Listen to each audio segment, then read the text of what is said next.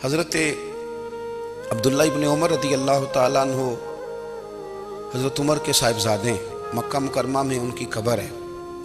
میں نے جب انہیں پڑھا تو مجھے ان سے بڑا پیار ہو گیا،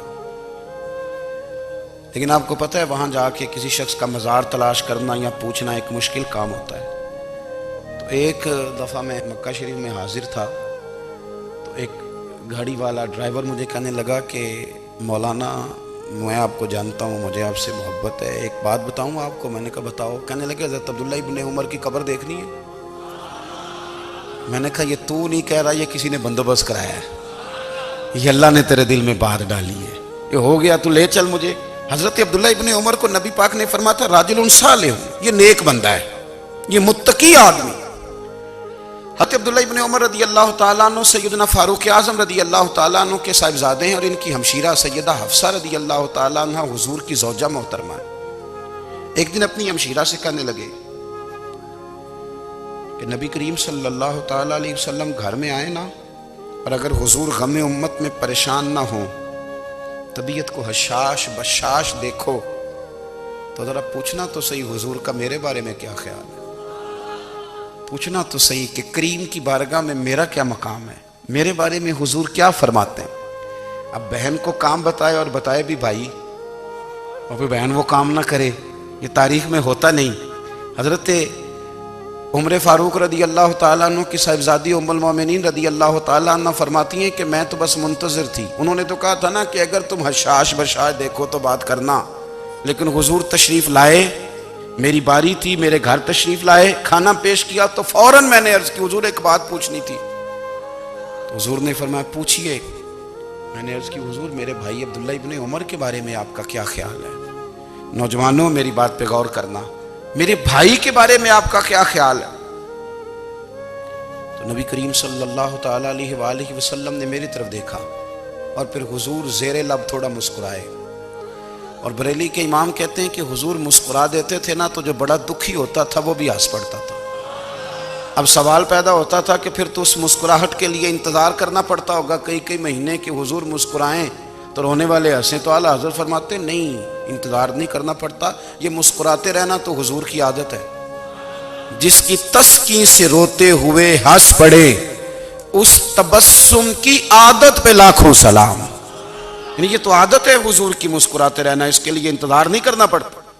بھائیو آپ خیال رکھیں گے، غور کریں گے، حضرت عبداللہ ابن عمر رضی اللہ تعالیٰ عنہ کے بارے میں پوچھا تو سیدہ فرماتی ہیں کہ نبی کریم صلی اللہ تعالیٰ علیہ وسلم نہ زیر لب مسکرائے اور فرمایا حفصہ تیرا بھائی ہے تو اچھا، لیکن میں نے سنا ہے کہ عشاء کی نماز پڑھتا ہے تو فجر تک سویا ہی رہتا ہے۔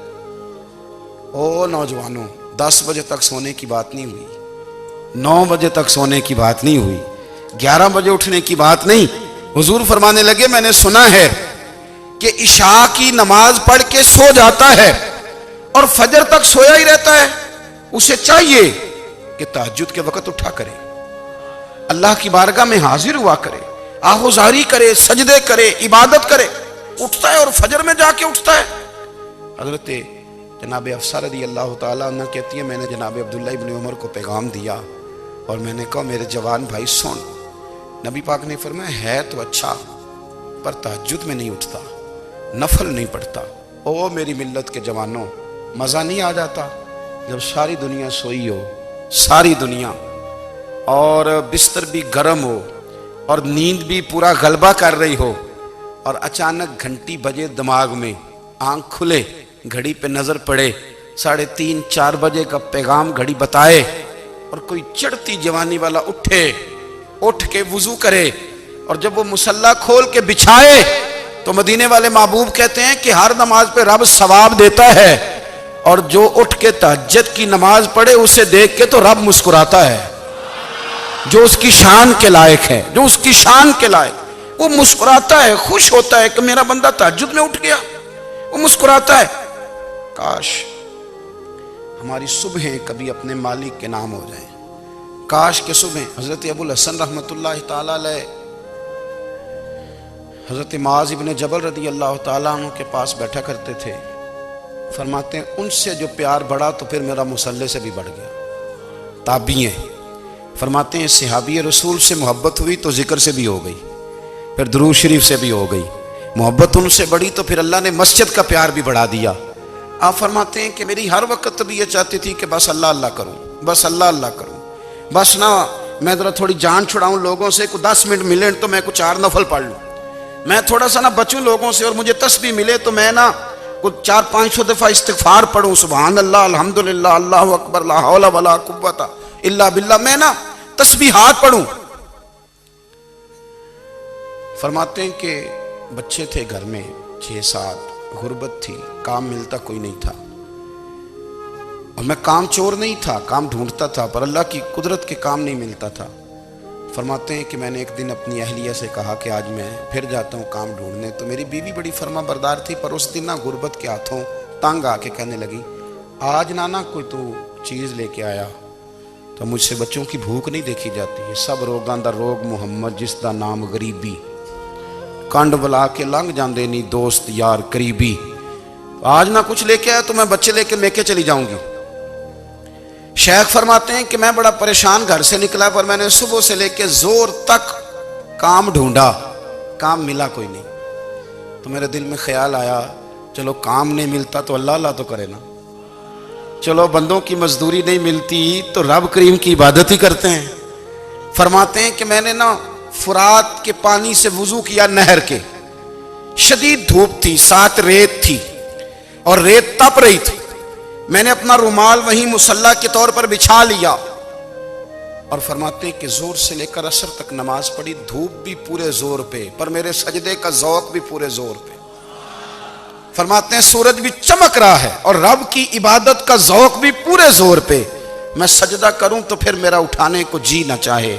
میرے استاد لکھا کرتے تھے، یہ ان کا شعر ہے، وہ کہا کرتے تھے مجھے سوز دے، مجھے ساز دے، اور مجھے نیم شب کا نیاز دے، دم سجدہ خود کو میں توڑ دوں، مجھے ایسا ذوق نماز دے، اور میں تیری بہار کا پھول ہوں، میں کھلا بھی ہوں تو تیرے لیے، مجھے میری شاخ سے توڑ لے، مجھے اپنی زلف کا ناز دے۔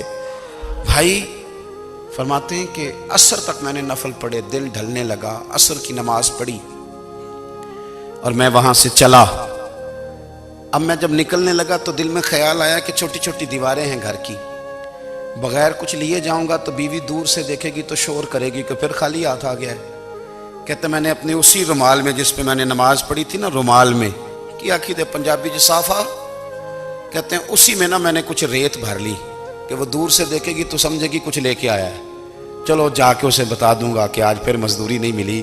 کہتے ہیں وہ ریت لے کر جب میں گھر میں گیا تو پہلے بیوی دروازے پہ کھڑی ہوتی تھی، پوچھتی تھی خالی ہاتھ آ گئے ہو؟ آج میں نے دیکھا تو ہے ہی کوئی نہیں۔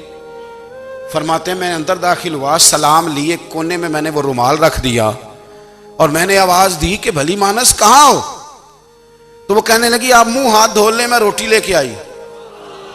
میں نے کہا روٹی کہاں سے آ گئی؟ یہاں تو کئی دنوں کے فاقے ہیں، تو کئی دنوں کی غربت ہے، یہاں تو اس گھر میں تو فقیری ہے۔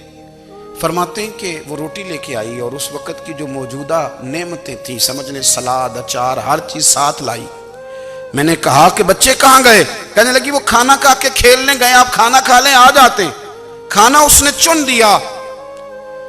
میں نے حیرت انگیز لہجے میں ساری نعمتیں اپنے دسترخوان پہ دیکھ کر کے بیوی سے پوچھا یہ کہاں سے آیا کھانا؟ بچوں کو تو نے کہاں سے کھانا کھلایا؟ یہ سارا کچھ کیسا ہے؟ تو کہنے لگی پتہ نہیں آج آپ کس کریم کی مزدوری کرنے چلے گئے تھے، پتہ نہیں کس کریم کی، میرے گھر میں تو اتنی نعمتیں آئی ہیں کہ مجھ سے سنبھالی نہیں جا رہی، اتنا اناج ہے، اتنا گندم ہے، کس کریم کے دروازے آج چلے گئے تھے؟ یہ کہتے کہتے وہ اٹھی اور اٹھ کر کے کہنے لگی پہلے بڑا کچھ آیا تھا، اب کیا لے آئے ہو؟ اور جا کر کے نا اس نے وہ ریت والا رومال کھولا، کہنے لگے میں تو لے کے آیا تھا ریت، تو میرے رب نے اسے بھی سونے اور ہیرے بنا دیا تھا۔